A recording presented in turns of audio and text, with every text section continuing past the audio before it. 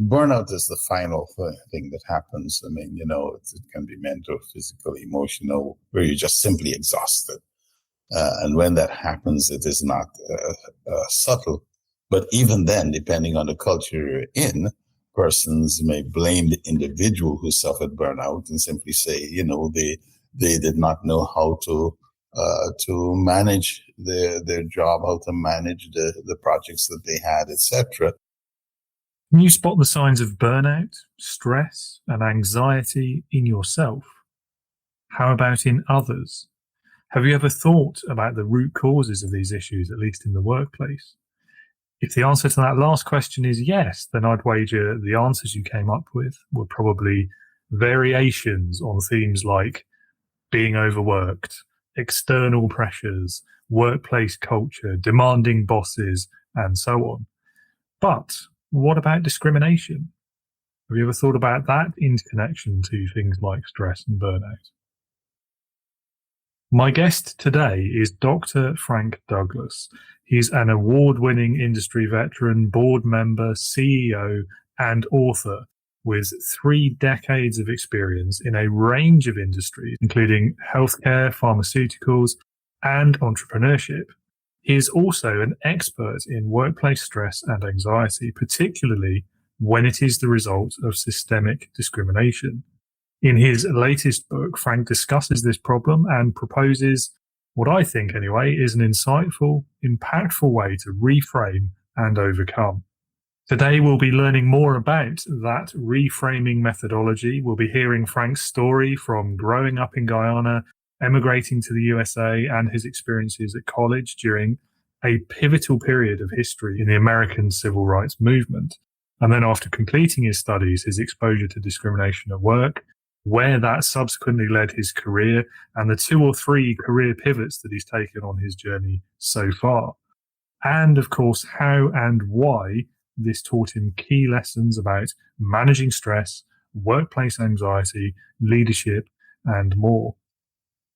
This is going to be an episode full of relevant, insightful, and meaningful lessons and stories from a unique perspective, and it fits perfectly within our mini-series on burnout and stress at work that we're doing at the moment. There is much to learn today, and Dr. Frank is an excellent teacher speaking from experience that you really can't argue with. So make sure you're sitting comfortably and don't miss out on this episode.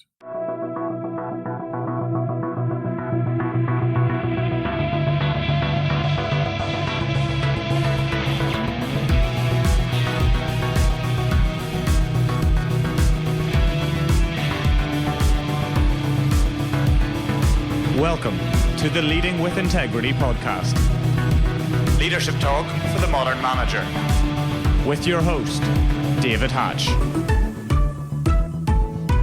Well, I'm joined today by Dr. Frank Douglas. Frank, thank you so much for being on the show. Welcome to Leading with Integrity. Thank you. And to kick us off, to make a start, over to you really to tell the listeners a bit about yourself, your career so far, your background, what you do today and why you do it.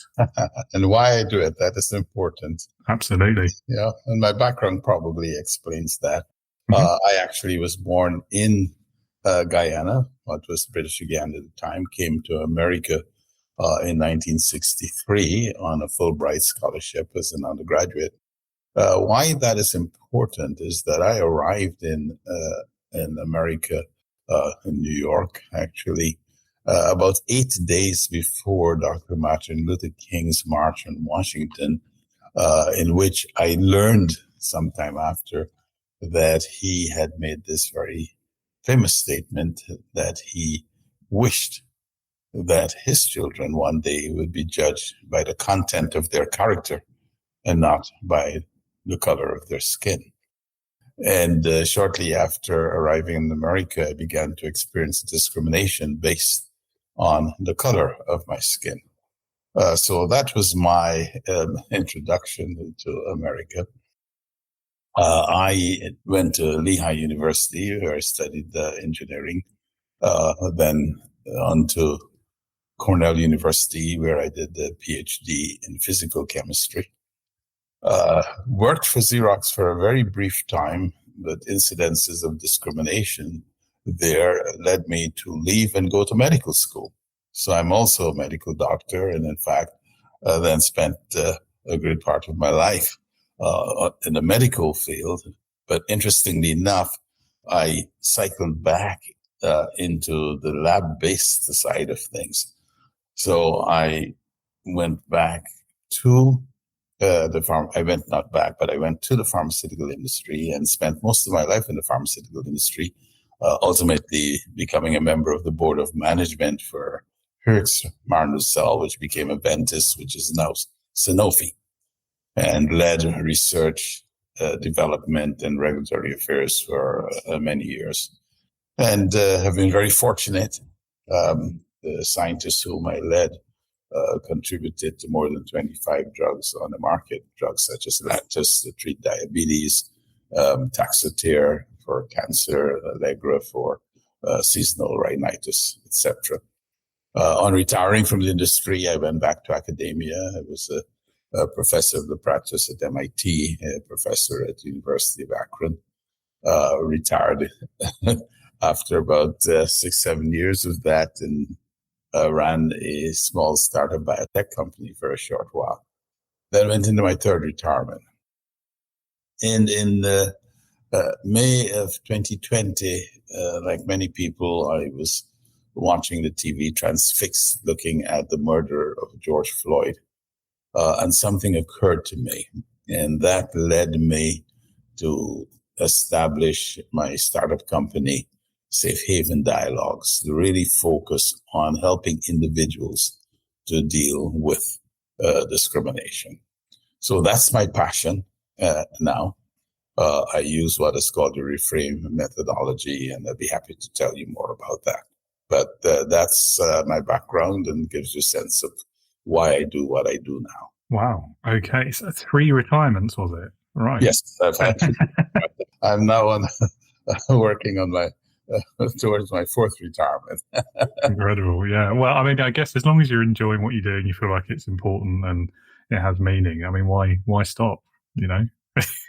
Well, I tell people retirement is doing what you really love to do at your own time and pace. Oh, interesting. Well, in that case, I'm semi-retired. Yeah. Yeah. I mean, such an interesting period of history as well. I mean, obviously very important stuff going on, but I mean, what did it feel like to be part of that, I guess, moment of history? Well, it's fascinating because you look at it this way. I arrived in America in 1963. In 1964, the Civil Rights Act was passed. 1965, the Voting Rights Act was passed. Early 1973, Roe versus Wade, abortion, the right of women to decide on their personal health, that was passed. You know, the whole notion of affirmative action was launched in 1961, before I got here, with the establishment of the Equal Employment Opportunity Committee. So I saw that transition going on in America and benefited from it. As I tell people, in fact, people ask me, what is DEI? What is diversity, equity, and inclusion? Well, I just mentioned diversity, equity, and inclusion became basically a slogan to encapsulate those laws and executive orders that focused on affirmative action and voting rights, civil rights, etc. That's what DEI is about. So I came to America at that time of tremendous social change. This was the wrapping up also of the war in Vietnam. As I pointed to people, is that what people don't realize, in 1966, you had the demonstrations against the war in Vietnam. You had the Black Power movement ongoing. It was the birth of NOW, the National Organization of Women. So on many social fronts, things were happening in that time period, and I had a front row seat. And now to me, to see the changes that are going on in America, and the decisions being made by the Supreme Court, it is going back to a pre-1960s time that I find very difficult to understand. After so much progress, this violent lurch to the past, very strange to me and troubling. I don't think you're alone in that. I mean, certainly from the outside, I mean, we're certainly in no position to throw stones in the UK either on a lot of these issues. But yeah, it does seem a bit bizarre. And I think a step backwards, I think is the right way to describe it, isn't it? But yeah, I mean, that's politics, I suppose, fortunate as it may be. Yeah. It's a very interesting perspective you must have on that, having gone through the immigration experience as well and coming into the States at that time as an outsider, effectively, to start with. Did it occur to you at the time how meaningful this was going to be for the future? Well, it was very vivid for me for two reasons. One, I was at the Cornell University, which was a politically very active campus. In fact, Cornell University was the one campus in which Black students exited the student union, which they had taken over with guns, as they were told that they were students who had guns who were going to attack them when they exited. So they were able to get someone to supply them with guns. So they exited with guns. And there's this famous picture on Time magazine, from the cover of Time magazine, as these two students entered. I won't comment on what my own personal involvement was at that time, but just simply to say that, of course, I had a front row seat, and I was very sympathetic, because the one thing I told people is that for white Americans, I was Black. It had nothing to do. When I spoke and they heard an accent, some of them apologized and would say, "Well, no, I thought you were a Black American. We have nothing against you. It has to do with Black Americans." But there was the experience of being judged by the color of my skin. I was Black, period. Yeah, and so it's interesting for me, having lived through that and now seeing this,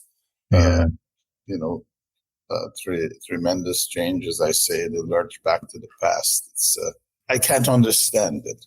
And I've said to individuals who have asked me, how do I put this together? I said, for me, there is only one explanation, and that is that in a number of individuals, the hatred for anything that's different, for people that are different from them, is so strong that it is actually now driving what is clear a white supremacy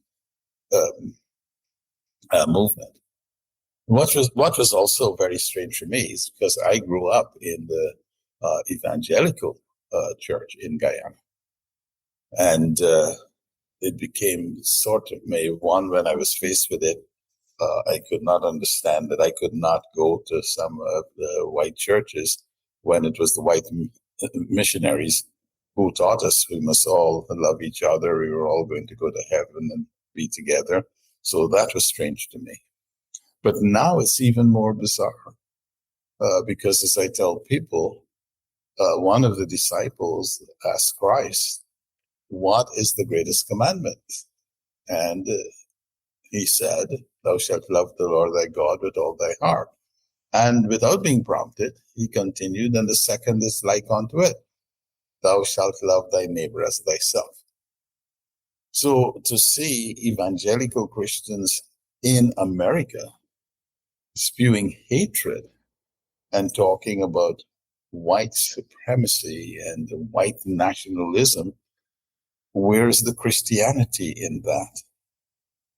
So this to me is really bizarre. Bizarre is a good word, isn't it? I guess it's like so many religions, isn't it? Like the real issue comes not in the aspiration or what's being preached, but more in the human flawed interpretation of that. So, I mean, even, I'm not defending anyone at all in this situation, but in their minds, I can imagine the ways they can justify it. So, like, how do you define your neighbor, for example? In a lot of ways, it's the great strength of humanity, and in a lot of ways, it's the greatest weakness, isn't it? Is our ability to sort of self-delude or just come up with whatever narrative in our own mind we need to in order to fit or excuse or explain our behavior, which may look really extreme and idiotic to others. No, I smiled when you said aspirational, because I have been asked the question frequently: how do I explain companies who you read what they have on their website, you read their annual report, and they talk about their core values, their principles, etc., and the culture that they build. And I said, that's their aspirational culture. I said, however, you go, and I will take a university as an organization, because for me, it's the best example. You go to a university, which has many colleges or many departments, and so there's the aspirational culture. But you go to any department, and that may have a life of its own. And so there's an actual culture that may be slightly different or very different from the aspirational culture. And then there's something that we actually miss, which is where we now get into the issue of discrimination of any type. It doesn't just have to be racist, it can be gender, it can be age, it can be sexual orientation, etc. There is the experience culture, what an individual is experiencing in the setting that they're in. And that can be vastly different from the aspirational culture. So, people say, well, this company says, here are their core values, etc. But here there was a class action lawsuit, from women who are being discriminated against, being paid less than men, getting fewer opportunities in spite of their accomplishments, etc., within the company. I said, well, there you go. There is the difference between the aspirational, the actual, and the experience. Yeah, I think particularly in kind of the modern business world, there's an added complexity to that as well, isn't there? Which is the sort of the PR and marketing view of it all. And I feel like how many of those like value statements are just driven by what we want people to think the company is like versus what we actually want the company to be like, and then again what it really is like to work at. Then again, you've got to start somewhere. The aspirational bit, that's step one, isn't it? Yes. But how many companies, I would suggest not enough, actually go to steps 2 and steps 3 and then actually embed that culture throughout and consistently throughout the whole organization as well. The truth of the matter is, anyone or organization that has no aspirations ultimately dies. True. It's a fair point. So one of the other things that I know you have an interest in and that you speak about and possibly done some work on is stress and anxiety in the workplace. Now, that feels like a tangent from what we've been talking about, but I also think maybe it's actually an extension, isn't it? Because in a lot of workplaces, it's going to be the result of some of these other issues we just talked about. Burnout is the other buzzword at the moment, isn't it? Why do you think these mental health challenges in particular are overlooked in the workplace? And what can we do to improve the outcomes of people who face these issues? Well, so many things basically happen because of frank ignorance. We just don't know. And last year, the Boston Medical Institution published a study. They had followed 48,000 Black women for over 20 years in the health program that they had. And what they discovered is that those Black women who reported problems of discrimination at work, dealing with the police or dealing with housing, had a 26% higher incidence of coronary artery disease and a higher incidence of stroke occurring at an earlier age.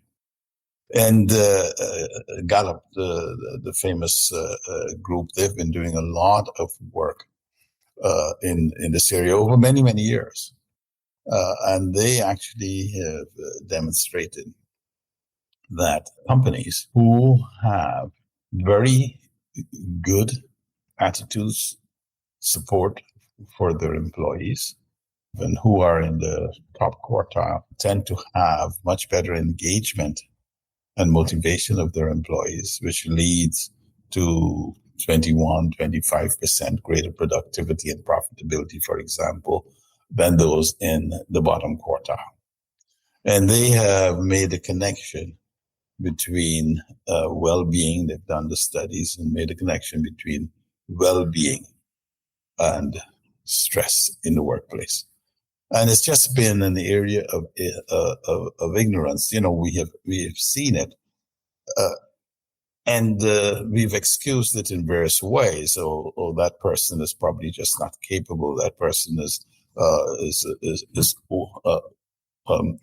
overextended, and not looking at the culture in which that person is working, which is contributing to the stress. So there's just been a lot of ignorance around this, but people are beginning to realize the connection between stress and anxiety in the workplace and well-being on the one hand, and as a result, productivity on the other hand. As a matter of fact, when I created Safe Haven Dialogues, I did not use DEI. I used EIIE, namely equity, inclusion, and individual engagement. Because my view is that every organization, starting from the family, is based on two things, based on equity and inclusion. And equity has to do with the rules that have been set down by the leaders, the parents. This is how we behave. This is how we get things done. These are the guidelines, if you like, the rules. And then inclusion is what the workers, the frontline supervisors, it's the behaviors they inculcate to signal to everyone that they belong, they are valued, their input is appreciated, that they are included. So every organization is based on equity and inclusion. And that intersection determines whether an individual in that organization is motivated or engaged. So we talk about EIIE in the real sense.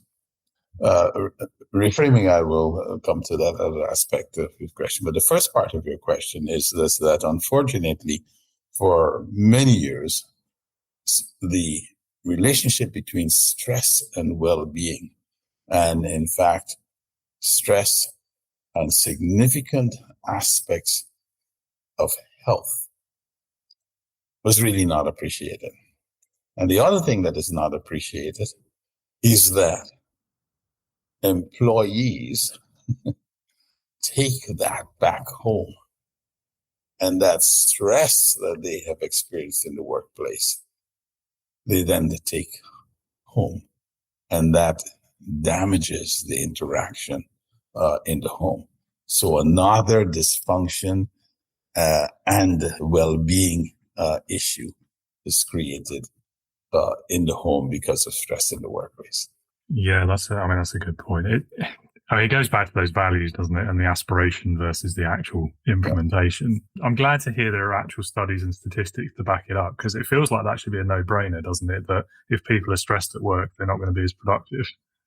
Yes. And yet, it doesn't seem as obvious as it should to so many people. Yeah, I think back, even when I entered the workplace for the first time, you get to that point where you say, look, I'm really stressed out. And the response you would get from your manager would be something like, well, yeah, so am I. So what? What makes you special? Yeah. I was like, okay, well, yeah, that might be true, but it's not that helpful, is it? And you're not solving the problem, you're perpetuating it, if anything. And yeah, you're so right about taking it home and the impact it has on family life as well. And I think this is one of the reasons, not just for the question of stress and anxiety, but leadership generally, why I see it as such a responsibility and a privilege as much as it is something to aspire to, because you're not just having that impact on the people you work with, the people you lead. That in itself should be enough for you to take it seriously, but everyone in their circle as well, isn't it? it's their spouse when they go home, if they've had a terrible day or you've mistreated them, and the spouse has to hear it, and then that stresses them out, and then they'll talk to their friend, and there's, it's almost like the exponential stress curve, isn't there? Yep. It is the pebble that you think it's a pebble that you drop in the pond, and you see the waves. Yeah. That's a much better analogy. I like that much better. Thank you. Tell us then about your reframing process and how does that work and what's it do? In 2019, end of 2018, actually, 2019, published my memoirs. And as I was writing an incident I will share with you, something occurred to me. And here's the incident. After I completed my PhD in chemistry at Cornell University, I got a job at Xerox. And for 3 months, I couldn't get a good project. And one day, a young white man joined the group. And within a week, he was placed on what was the most attractive project we had in research and development at Xerox at the time. So I went to my boss to have the usual conversation. And suddenly I said to him, Steve, don't think of me as though I'm Frank. Think of me as though I'm Bob. And I was just stunned to see the recognition come over his face as he looked at me and he said, Bob has been here a week and I've put him on the artery project. Well, I was furious. I ran out of his office, down to the office of the senior vice president, to give him another example of my being discriminated against. That actually led me to go to medical school because I decided if I were a doctor and I had my own office and I was seeing patients and I didn't have to be part of an organization, nobody could discriminate against me. And so I went to medical school. And about a couple of years of being in medical school and learning different things, I reflected on that incident and recognized I'd made 2 errors.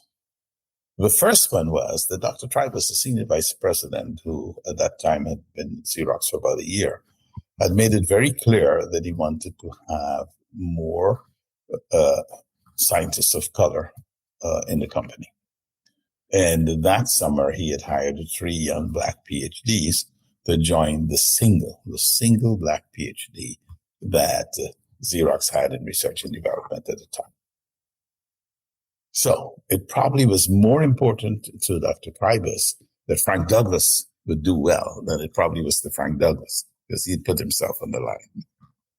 The second thing that I missed was my desired outcome. What was the outcome I wanted? It was not for the senior vice president to go and have tough words with my boss. I just wanted a good project to show what I had learned in my PhD. That's what I wanted. So had I reframed this and had I gone to Dr. Tribus and had I said, Dr. Tribus, can you help Steve, my boss, find me a good project? I might have retired from Xerox. For heaven's sake, he was 3 levels above my boss. He would have gone in and he would have said, find a man a good project. It would have happened yesterday. Now, as I was writing my memoirs and I wrote that incident in my memoirs, it suddenly struck me that I had actually learned from it. And the way I had dealt with issues of discrimination thereafter, I was reframing. Now, what is reframing? Reframing simply is finding another project to solve, the solution to which will not only address your issue, but will also benefit others in the unit.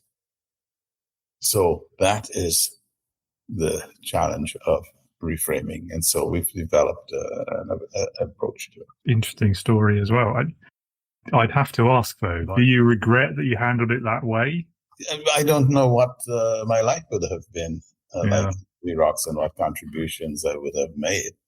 I have no regrets of the life that unfolded thereafter. I mean, I've had a wonderful life and opportunities to contribute, and that's the thing that I focus on. opportunities to contribute. And being in medicine actually opened up much larger opportunities for contribution directly to patients, research that benefited patients, and being in large organizations where my leadership benefited scientists and younger people who then benefited others and produced the drugs. So the multiplier effect of this has been perhaps much greater than if I had stayed in Xerox, but who knows? Yeah, I mean, we're back to the ripples in the pond again, aren't we? Yes, yes. Yeah, I mean, as you say, it's hard to know, the what if scenario. Yeah. But I actually, with one exception, where I question, it's not a regret, but I have no regrets for anything that I have done, regardless of how it turned out, because I tell people simply that I do not know if I'd gone in the other direction, what the path would have been and what the outcome would have been. So I'm just very happy that, I've had the opportunity to be on paths that contributed to others. Yeah, I think that's the best way to look at it, isn't it? And it's, again, I mean, it's the reframing, isn't it? Yes. It wasn't a mistake; it was a lesson. It was a lesson. Well, it was a lesson. Yeah, absolutely. And I think maybe not in those exact same circumstances, but I think anyone can relate to that, the knee-jerk reaction, the reacting when you're angry or upset about something. And I think that's why it's such a powerful piece of advice about that you hear so many times, and when you hear it like that, yes, that's the right thing. That's what I should have done, which is sleep on it, or just wait until you calm down before you do anything. And yet in the moment, it is so difficult to actually do that, isn't it? Yeah, well, this is why we've set up the reframe process the way we do. When someone comes to us with a problem of discrimination, of course, it's very hurtful, very emotional. And the thing which I have found is that often if you ask that individual, well, have you talked with your manager? Have you talked with your supervisor? They say yes, but they're not listening to me. They're not hearing me. And so, we're focused on the individual to let that individual know, first of all, they're being hurt. So we start actually, interestingly enough, with what's the outcome you desire? And that does two things. It signals to them that you want to hear, because you want to hear what relief it is they want from their pain. So you want to hear about their pain and what relief. But it does the second thing. It gets them to step back a little bit from the emotion and to start to look at it a little bit more, systematically. But the emotion will always be there. But to come to a resolution, you do have to step back a bit from the emotion. And so we start with, what's your desired outcome? Let's talk about that. Yeah, and I can see that being useful in all kinds of situations, not just something where there's a stressful event or something has happened, but even just like mentoring the people that you're leading. I mean, that can be such a powerful question, can't it? Yes. It also works in conflict, as a matter of fact. Yeah. Yes, I was called by a woman who is an IT specialist, CIO, Chief Information Officer, and leads an organization. And she said, I've read your book, and I wish I had read it when I first joined industry. But I think it is useful for conflict resolution. And I said, I hadn't thought of it that way. To cut a long story short, she engaged me to set up a workshop. I worked with her team. I said, send me 2 cases that you have, and let's work in it. And we had a workshop, and she was absolutely correct. And she wrote in LinkedIn that it was actually revolutionary, the workshop that they had, as they approached the approach using the reframing method for conflict resolution. Well, that's always really nice to hear, isn't it? When people Yes. find new uses for what you come up with. Yeah. Yes. Yeah. and no, that made me feel very good because, as you said, it has broader use than that which I intended it for and which I'd used it for. And what is very nice, colleagues who know me and who read the book and engaged, so often they called me up and said, I had a problem and I reframed. And I've come up with such a better solution. So reframe has become part of their jargon. Excellent. Yeah. Yeah. So, going back to the two issues, the two themes we talked about so far, we've got the systemic discrimination, let's call it, and then the stress at work, the burnout. Yeah. How do you think those are interconnected? Maybe it's obvious, but I'm going to ask anyway. And what should we all be doing in the workplace, at least, to try and improve those situations, improve the outcomes? Well, as I've mentioned, stress does impact well-being, does impact productivity, does impact what happens at the home. I mentioned a study which I was so glad was done, which demonstrates the impact of discrimination on creating stress. And, what is not appreciated is what is stress.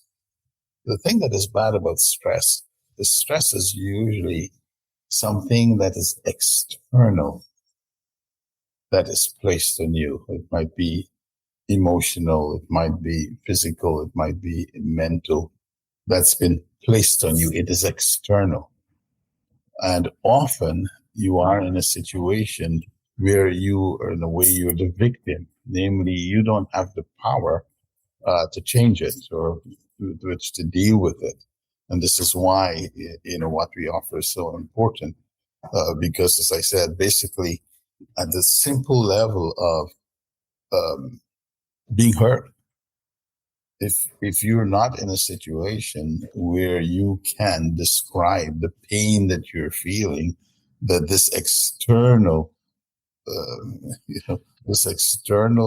issue has placed on you, that is now causing you stress, causing you to feel worried, to feel overwhelmed, and to feel that you have no way of productively dealing with it and getting out from under it.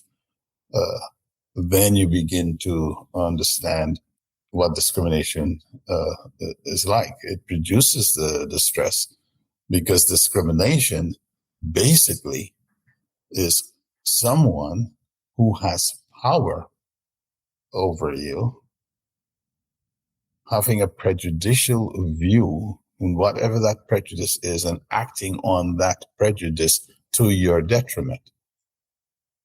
So discrimination produces stress because, again, as I said, it's an individual who has power placing a stress on you that you have no way of dealing with, of minimizing, of having a dialogue around, and after a while you become overwhelmed by it. From a leader's perspective, or a manager, supervisor, whatever, someone in a leadership role, what do you think are the key symptoms, the red flags, the signs that we should be looking out for to identify things like stress or anxiety or burnout in the people we're leading, but also, I think, just as importantly, in ourselves? Burnout is the final thing that happens. It can be mental, physical, emotional, where you're just simply exhausted. And when that happens, it is not subtle. But even then, depending on the culture you're in, persons may blame the individual who suffered burnout and simply say, they did not know how to manage their job, how to manage the projects that they had, etc. Or they were at a level that they were not yet prepared for. All sorts of excuses are given. some of which may be accurate, but some of which may actually come from other issues like discrimination that have become, overwhelming. The fascinating thing about leaders is that often leaders are so far removed that what they see is the average. They see the aspirational things, and they measure how they are doing, generally on these aspirational things. They don't see the experience, the culture that individuals are experiencing. And as I said, leaders are responsible for the equity side of the equation. For them to really understand what's going on in their organization, they have to also look at the inclusion side. They have to have those types of dialogues, those types of interactions that help them to see. Now, one way we suggest to do this, DI has been doing a wonderful job in raising awareness, particularly for middle-level managers, in terms of some of these systemic issues that they may be unaware of, how to manage them, how to deal with them, how to conduct meetings that are more inclusive, etc. Okay. Well, what we suggest is the following.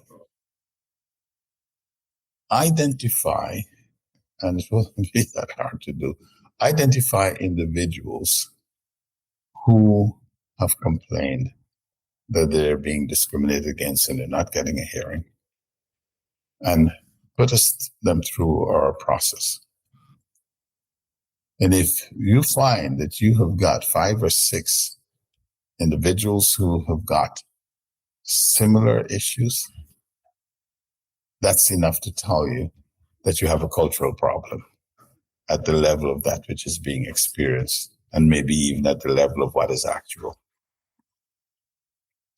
So our approach is not only a therapeutic approach, if you like, for the individual. It can also be a diagnostic approach for the company. Yeah, and I think it's a good way to look at it. I mean, again, I can see beyond the systemic and the discrimination, and you're right. I mean, things like bias training, they're making such a big impact on these kinds of issues. That kind of way of almost minimizing it that leaders have, and it makes me think about issues like staff retention as well. And we've talked about engagement already too, and you hear it, don't you, at conferences or whatever, the leader, whoever that may be, and they're complaining about, just it's really difficult to get the staff these days, and they don't stick around, and people and Gen Z, they're just lazy, all these kind of horrible sort of generalizations. And they never stop and think, like, how many people have to leave your business before you think maybe the problem isn't them, it could be you or your management style?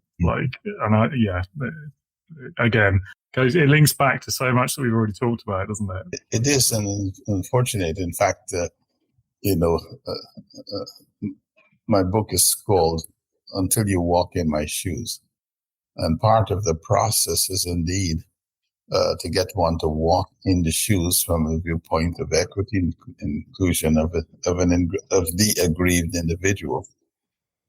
So until you walk in someone else's shoes, you really don't have a sense of the pain that they are feeling. Yes, indeed, which is why empathy routinely tops the lists of key leadership qualities for the future, doesn't it?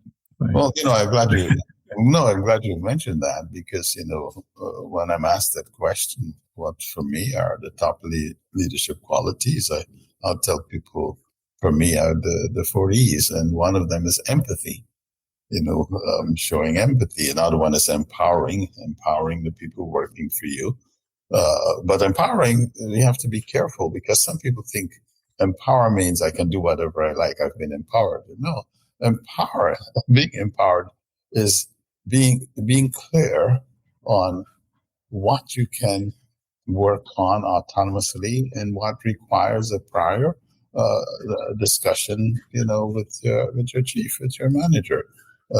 Being clear on on those 2 things, that's empowerment. And the third one is leading by example. So if I've got these core values and principles, I have to try to lead. And if one of them is collaboration, then when I'm working with my direct reports, I have to work in a collaborative manner, not in, a top-down manner.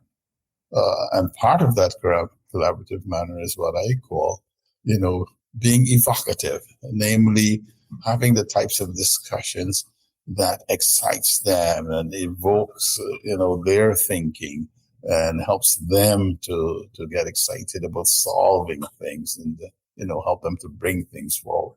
So, I have my 4 E's, but at the top of the list is the one you mentioned, empathy, being prepared to walk in the other person's shoes. Yes, I think for me, leading by example is probably the top one, because there's so many of these other issues we talked about. So like the example of the unsympathetic manager who's like, well, I'm sorry you're stressed, so am I, what do you want me to do about it? Yeah. The opportunity to lead by example there is, as the manager, maybe think about why you're stressed. And maybe you need to manage your workload in a way that you're not stressed, and thereby you're not setting being stressed as the example for everyone in your team. What you need to do about it is to take care of your stress, then you'll be able to help me with mine. Exactly. Absolutely. Yeah. But again, that's why I'm stressed. Yeah. I mean, I'm being a little bit flippant about it, and I know it's not always that easy in practice, but you've got to start with that, I think, in that sort of situation. And then empowerment. Yeah, I agree with you there as well. I think you're absolutely right when you say it can be. You've got to be very careful with it. It can be a double-edged sword, because I've also seen it be used by, probably unfair to say the lazy leader, but you know what I mean, I think, if I say that, to just abdicate all responsibility. It's like, well, it's not my problem anymore. You're empowered. You deal with it, right? Well, it's actually both ways. Yeah. It is the lazy leader, and it is also the runaway, manager reporting to you. Yeah. Who, okay. Says, now I'm empowered, I can do whatever I want to do, and who fails to realize that he or she is still working within an organization, and the boss has a much wider view of the goals of that organization and the goals of the project and how the project that you are doing fits. So it is both. And in fact, the reason why I stress the two things is that when I first, got to the C-suite, I saw a lot more of that, of employees who felt now they were empowered. They're running businesses, and they were empowered to run the business. And I would say to them, you're empowered to run the business, but you're not empowered to ruin it.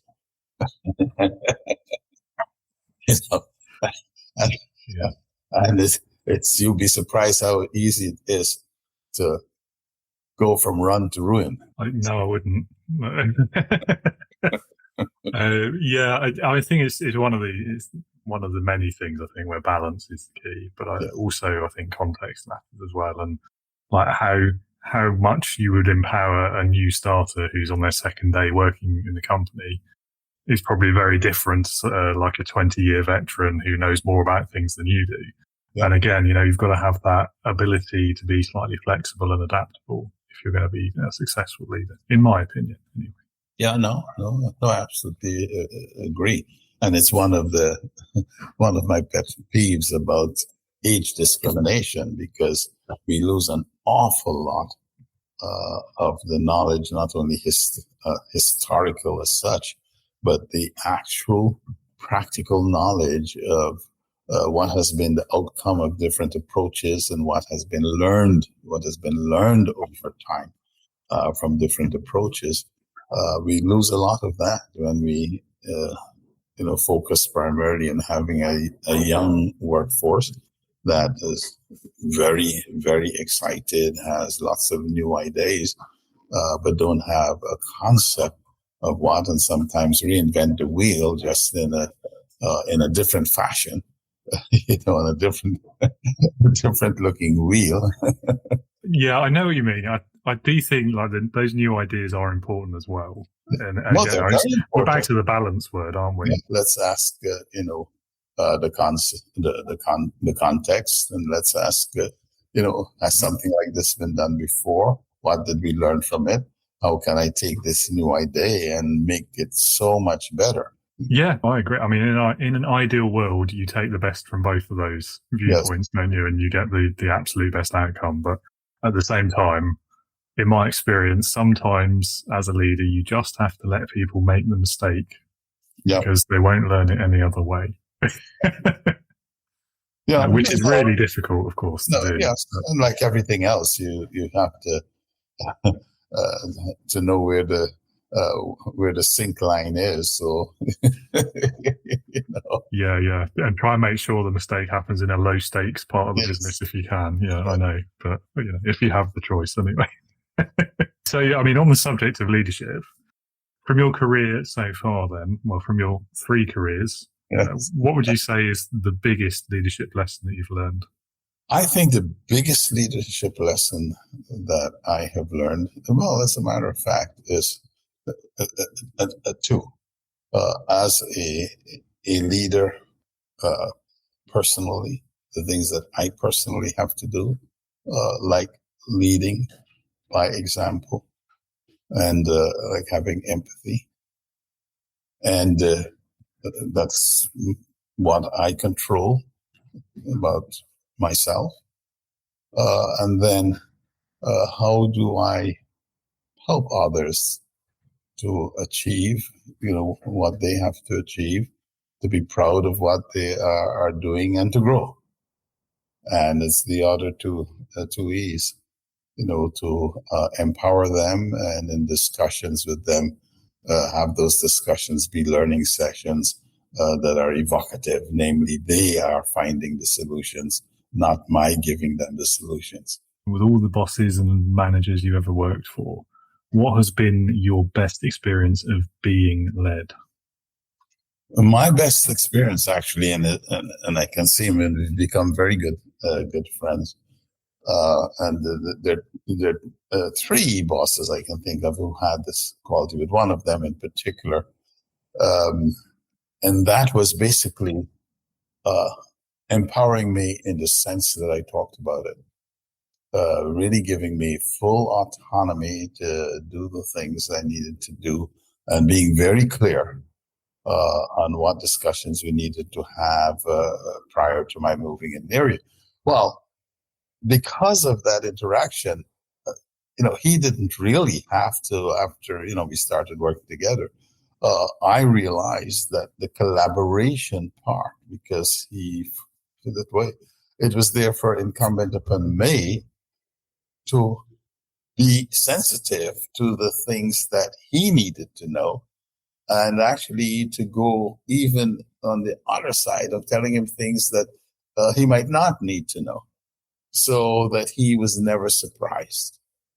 And so that was part of, what I took. So in our interactions, I would give the by the way, so there'll be no surprise here. And sometimes it is a by the way, do you see any problems, even though, I have the authority to do this? Do you see any problems with it? And that relationship with him gave me tremendous authority, and led to, in fact, one of the major drugs we have on the market was a case where I went to him. As a matter of fact, a decision was being made to come out of the whole area, because the phase 3 study had changed, and I had just been given that responsibility of that whole department, and happened to be sitting in just to learn what had happened with this phase 3 trial. So we're sitting in with the review. And I left the review, and I went to him and I said, I can get this approved. They did the wrong study. And he looked at me and he said, well, since this failed, I was really hoping we get out of this business. And I said, could I explain to you why I think they did the wrong study? And I did. We talked And he looked at me and he said, because it's you, do it. That's now $1 billion a year drug. And it's the major drug for the long-term treatment of diabetes, for the daily treatment of diabetes. Wow. Yeah, his name is Dr. Richard Markham. I'd like to give him a shout out. It was a relationship that, he demonstrated that because of the relationship he developed in the way he led me, okay, he could demonstrate his confidence because of the way I also responded to that leadership. Yeah, and it's hard to think of a better example than the billions a year that have resulted from empowering people, putting people first and building relationships and trust, having trust in the people you're leading. So anyone who says any of those things don't matter, I mean, now I've got a great case study. Thank you. Yeah, well, what an incredible story. Okay, so the next question, I think you may have already answered this, but I'm not sure, and I'm going to ask you anyway, give you the opportunity to give me a different answer if you like. But it's, if you could go back in time to the start of your career, what would you say to your younger self? Reframe. Whether it is a personal issue, a social issue, or a scientific issue or question. In fact, many of the discoveries made in science were made because an unexpected result in an experiment, was achieved, and the scientists asked a different question and reframed based on that. So the one thing I would do and would advise the younger Frank Douglas to have done would have been to reframe across the board, whatever the situation. Yeah, that's more or less what I thought you were going to say, but I'm glad I asked anyway. I'm trying to think of famous examples of things that were discovered by mistake when they were looking for something else. Here's one. One. Sir Alexander Fleming. I was about to say, is it penicillin? Yeah. One of the greatest examples. Yeah. The other example, of course, is Einstein's theory of relativity. He asked a different question and looked at it differently, very differently, and as a result, discovered this relationship, between the speed of light and mass. And here we have the theory of relativity, on which now, quantum mechanics is built, but which basically has now enabled us to do things like go to the moon and back. It's true. Yeah. Two very good examples, definitely. Yeah. So understanding the physics and how that works has enabled us to do that. Leadership Heroes. Well, I've only got one question left, but this is always my favorite question. So it's called Leadership Heroes. And the question is, if you had to pick one person, it could be anyone you like, alive, dead, past, present, anyone from history if you want, or even someone fictitious if you prefer that. But it should be someone who, in your opinion, perfectly embodies leadership. So who would that person be and why? Well, my two favorites, I gave you one, namely Dr. Richard Markham. I think he's a fantastic leader. And my historical figure that I liked is Socrates, because he asked the questions and, caused you to think and to discover. And I think that's an important aspect of leadership.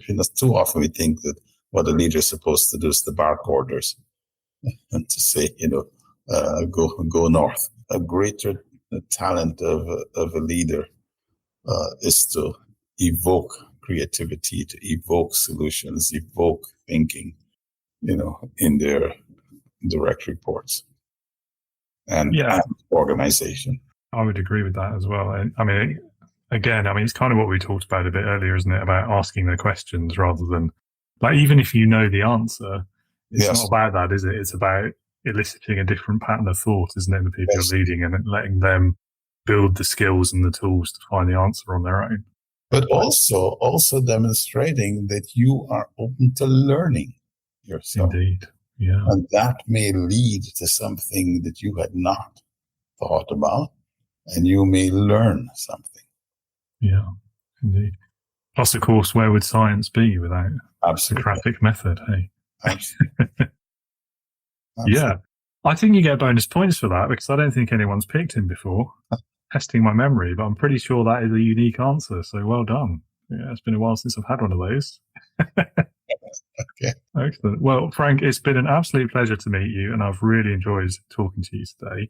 I am going to ask you one very small other question, which is if anyone in the audience would like to know more about you, perhaps get a copy of your book as well, where can they go to do so? Okay. They can find the book on Amazon and Barnes & Noble. It's entitled Until You Walk in My Shoes, subtitle, A Reframing Methodology to Overcome Systemic Discrimination. But if you just look at Until You Walk in My Shoes by Dr. Frank L. Douglas on Amazon and Barnes & Noble. And if you go to my website, which is safehavendialogues-llc.com, safehavendialogues-llc.com, you'll find a lot of information about what we do and about the reframing method. Lovely. Well, I'll put some links as well in the description so everyone can find that easily. Well, that's pretty much all we've got time for. Thank you again so much for your time and have a great rest of your day. Well, thank you for the invitation. And it was a nice, leisurely cup of coffee type discussion. I really enjoyed it. Well, I'm pleased to hear that because that's always the goal. So No, I really enjoyed it.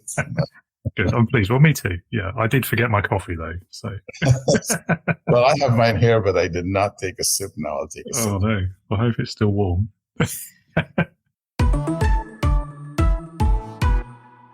Frank, thank you so much for a wonderful conversation today. And we touched on so many big and important topics, got into some real practical depth of understanding on some of our key subjects too. Listener, I hope you've learned as much as I have today about burnout, discrimination, leadership as well. I hope you've enjoyed the experience as I did too. And if you would like to reach out to Frank or learn more about anything you've heard today, please do click on the various links you'll find in the show notes below. Huge thanks again for being with us today, listener or viewer, if you're watching me on YouTube right now. Hope to see you very soon in our online leadership community, Integrity Leaders. Again, that link is in the show notes, but it's www.leadernotaboss.com. Sign up for the newsletter, join the community, or both, or neither. You're cool. Leave it to you, but do pay us a visit. And do join me again next week as we wrap up our series on burnout, on stress, on anxiety at work with my next guest, who is the Chief Burnout Officer, his phrase, not mine, and founder of the Breakfast Leadership Network. He's also a fellow podcast host, and his name is Michael Levitt. Don't miss it, and until then, be a leader, not a boss.